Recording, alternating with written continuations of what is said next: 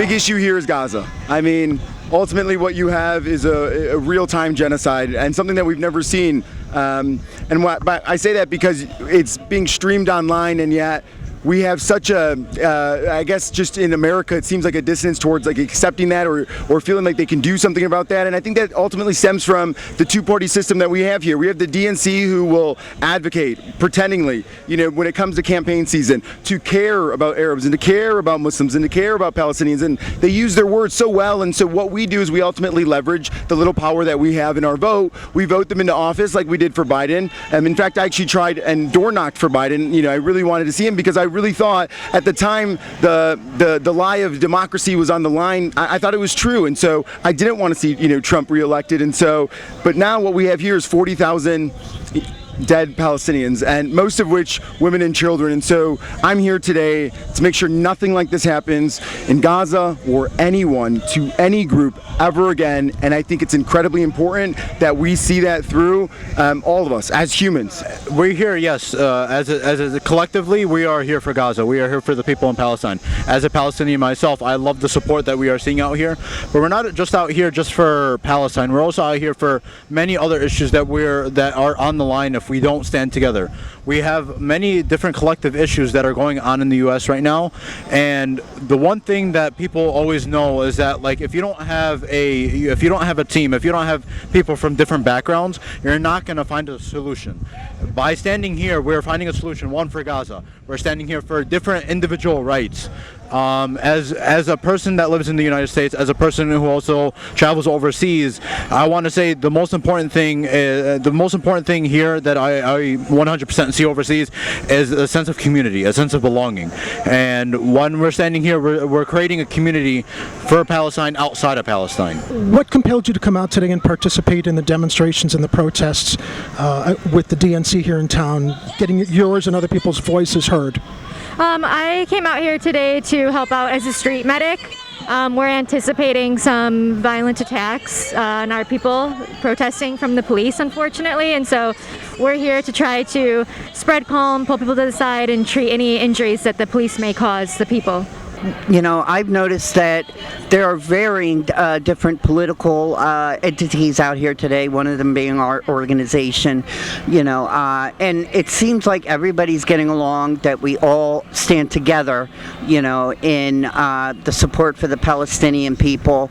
You know, the last I heard, over 30,000 people have been killed, women, children, you know, mostly.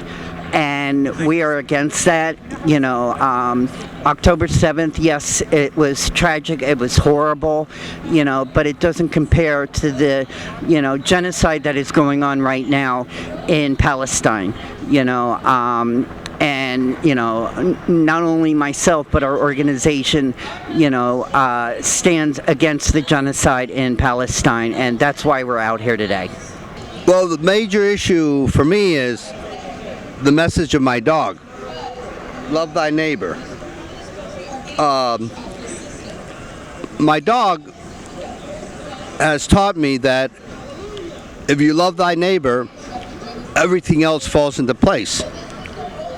It's not the La La Land based definition of love thy neighbor. It's simply that living a life of service to others. You'll never be poor. You'll never have fear. You'll have a community. And look at dogs. Less barking, more wagging. So it doesn't matter whether you're a communist or a right-winger, a progressive or conservative. Everybody has in common they love their dogs. So let's start conversing with each other from that premise. The way that we're being robbed of our money and healthcare workers here too, they're paying taxes as they're drowning in student loans. We're caring for patients that are uninsured, right? They're being bankrupted by the medical industrial complex, and all of our money is being taken to actually, you know, fund all this for the government, including bombing hospitals abroad, bombing our own peers abroad, right? Bombing other patients abroad. It's like we're in the upside down. nothing makes sense. But like in the U.S., we have a hierarchy system. We have a person who's in charge of another person. There isn't a way for us to go above or beyond another person. The only thing that we can do is find a candidate who's willing to run into these positions and vote for them. You see, like how we always say, like the government is supposed to work for us and not the other way around.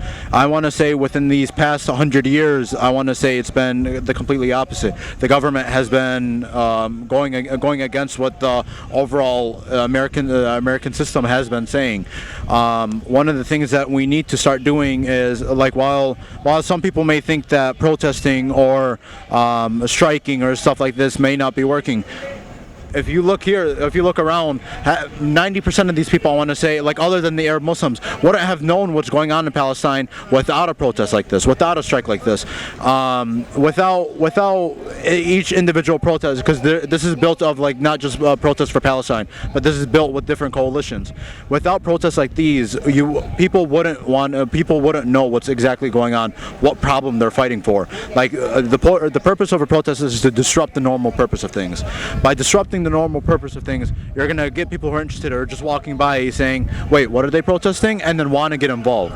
I personally, as well as our organization, personally believes that the two-party system is rigged, and that, unfortunately, third-party politics doesn't stand a chance, in this country right now. I was personally for Kennedy, but unfortunately I've had to go and switch to which is the less of the two evils. Is it Kamala, who will bring about World War III if she gets into the White House as president, or Trump? It's basically which is less of the two evils. I don't agree with some of President Trump's policies while he was in office, but he was the first president, to reach out to the DPRK, North Korea, reached out. Unfortunately, he was sabotaged by John Bolton and Mike Pompeo, with the peace talks. And I believe that if he gets back in, to the presidency, we will see an official end to the war in Korea, and that, peace will come upon the Korean Peninsula. So you feel there's a better chance for de-escalation with Trump than with Harris? Yes, I do. There's definitely, a greater opportunity. Like I said, with Trump, he was the first president, to officially reach out. I believe that most major news outlets in this country are political puppets, of the two-party system, Propaganda arms. Yes, propaganda arms. They say that Russia, and Russian media, is, a puppet of the Russian state and Vladimir Putin. So what's CNN and MSNBC and Fox, They all are for both sides, unfortunately. Yes. Vote third party in this election. It's incredibly important, and that's what I think we can do in our independent, in our circles. We all have our own circle of influence. I cannot unilaterally control the policy in the Middle East, but I do know that the policy in the Middle East definitely needs to be changed. And so what we can do here is we can show both the DNC and the RNC what our numbers look like in terms of how much we care about a genocide taking place in any part of the world. And so if we have enough people who may vote for, like in my example, Jill Stein, we could show both machine political parties what sort of community that they can maybe tap into in a future election if they were to actually walk the walk and not just talk the talk about addressing the concerns of our respective communities, that is the Arab communities, that is the Muslim communities, that is folks here, the LGBTQ plus community, those who care about their reproductive rights. I mean, you have so many groups here that feel underrepresented, that feel as if they're not being heard, and that feel as if like the political system around them is not working for them, instead is almost working against them and suppressing them. I mean, folks getting fired left and right for even saying the word Palestine or for being here, people feeling like they can't show their face, not because they're ashamed of anything, but because they don't want to be fired and lose their way of making a living for supporting something that they truly believe in.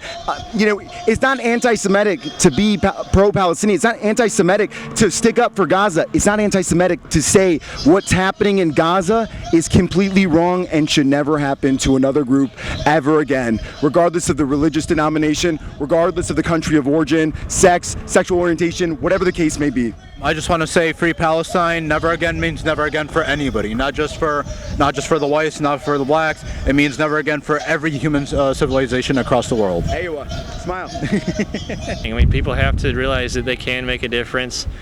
You know, that speaking out does help, and you know, taking proactive steps to right the ship is important. I mean, I see it all day, every day online. You know, people voted for this. There's nothing you can do. You know, pushing back's not going to make a difference. Democrats have been in power for 90-something years. You know, black people will never vote Republican. It's all garbage. I think what struck me about this election cycle is how much conservatives and liberals and Democratic voters and Republicans actually have in common that are being represented by the leaders of each party that are running in this election. It's always been that way, but it's the purpose of corporate media is to focus on the division as opposed to the commonalities. The way the system is structured, where you have to raise money every day, and you have to brown nose the people that want to tell us what to do, then I'm encouraging the people of the world that if the people will lead, the leaders will follow. We live with the technology necessary, the social media necessary, the tool exists to think globally and act locally. Let's take care of ourselves, take responsibility and discipline in our own lives. The first medicine is what we eat. Exercise. So it's treat people the way you want to be treated. Each one teach one, and if not us, who? If not now, when? If not here, where? And as best as I can figure out, at 65 years old, the dog, and Travis in particular, who's becoming world famous as we speak, thousands of photographs just in 2 days, will lead us into the transformation of humanity. Occupation!